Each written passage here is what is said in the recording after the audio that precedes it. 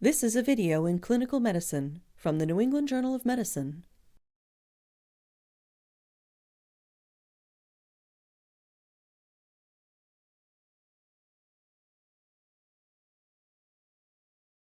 Personal protective equipment, or PPE, is used when there is a risk of exposure to infectious material. PPE is designed to protect the skin and mucous membranes from exposure to pathogens. Given the threat of coronavirus disease 2019 or COVID-19, it is important to emphasize the use of proper precautions for infection control in healthcare settings. Severe acute respiratory syndrome coronavirus 2, or SARS-CoV-2, is the virus that causes COVID-19.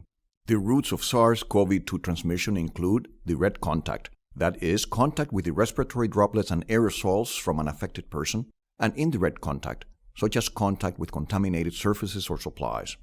The best way for healthcare workers to prevent infection with SARS-CoV-2 is training and demonstrated competency in putting on and removing, also called donning and doffing, PPE.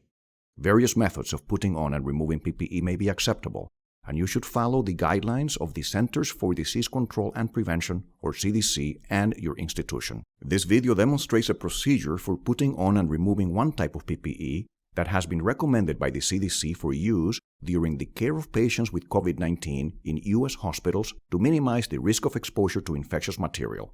Healthcare settings with limited resources may have different recommendations and protocols for the use of PPE. Protection against exposure to SARS-CoV-2 includes standard and transmission-based precautions. The PPE used to prevent exposure includes gloves, a gown, a respirator with a rating of N95 or higher, and a full face shield or goggles. When respirators are not available, face masks are an acceptable alternative.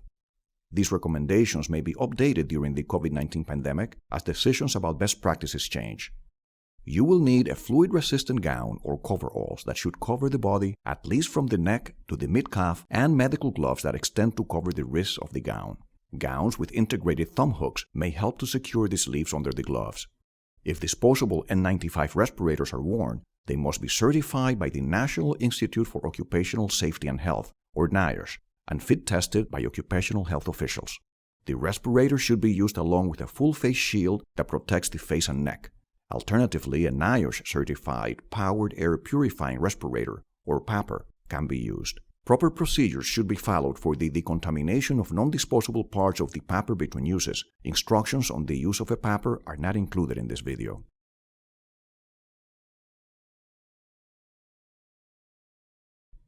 Because you may be wearing PPE for an extended period of time, make sure that you are well hydrated and use the restroom before putting on PPE.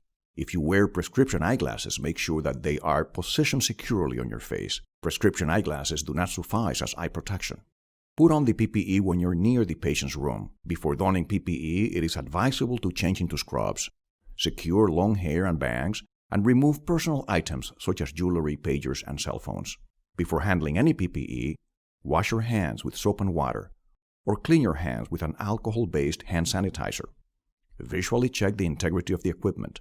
If possible, have an observer watch you as you put on the PPE to make sure there are no breaches in technique.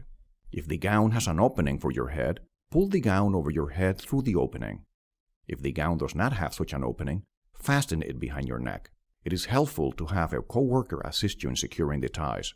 When using a respirator, cup the outside of the respirator in your dominant hand, holding the pliable nasal strip with your fingertips and letting the two straps hang freely around your hand.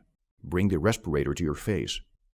Secure the lower strap around the back of your neck and then secure the upper strap behind your head. Mold the pliable nasal strip around the bridge of your nose with both hands without tenting it. Do not pinch the nose piece with one hand. Check the seal of the respirator. Begin by covering the respirator with your hands and inhaling deeply and quickly several times. The respirator should collapse slightly against your face. Next, place your hands around the edges of the respirator and exhale to determine whether there are any air leaks. If the respirator fails to collapse, or if air leaks from the sides, remold the nasal strip and adjust the positioning of the respirator on your face. If you are still unable to obtain a complete seal, consider using a PAPR. If using a face mask, secure the ties on the crown of your head and the base of your neck. If the face mask has loops, hook them behind your ears. Put on the face shield, letting it rest on your forehead and securing the strap on the back of your head. If your hair is tied in a bun, make sure the strap is positioned in a manner that ensures that the strap will not slide up or down. Adjust the elastic strap if necessary to ensure a snug fit. If you are wearing eyeglasses, make sure they are secure to minimize the need to readjust them during patient care. Disinfect your hands with an alcohol-based hand sanitizer. Put on the gloves and extend the cuffs over the sleeves of the gown. You are now ready to enter the patient's room.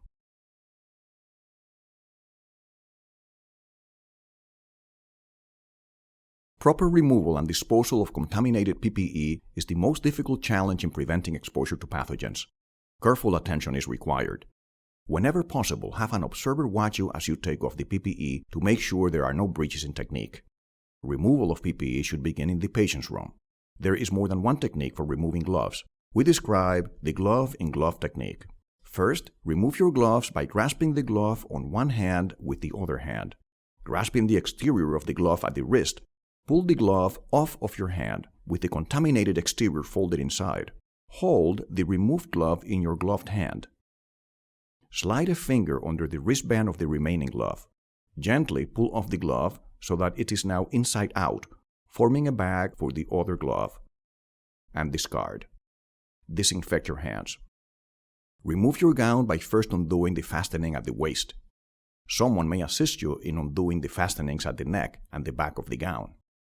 Grasp the shoulder area and peel the gown away from your body, turning the gown inside out and wrapping it into a bundle. Only the interior of the gown should remain visible. Discard the gown and disinfect your hands. You are now ready to leave the patient's room. Disinfect your hands again. Once you have left the patient's room, remove the face shield. It is particularly important to avoid contamination of the eyes and mucous membranes when removing facial PPE. Tilt your head forward and lift the shield by the strap. Lift it above and away from your head without touching the shield itself. If you wear prescription eyeglasses, make sure the glasses are not contaminated when you remove the PPE. When using a non-disposable face shield, place it in the appropriate container for the contamination following the guidelines at your institution. If you have used a disposable face shield, a waste receptacle should be available to discard such equipment. Remove the N95 respirator. To minimize the possibility of contamination, avoid contact with the respirator itself, touching only the straps. Tilt your head forward. Grab the strap that is around your neck and lift it over your head, allowing it to hang freely. Then bring the top strap over your head and use it to remove the respirator from your face. Discard the respirator or return it to a designated location for recycling following the guidelines at your institution. Disinfect your hands.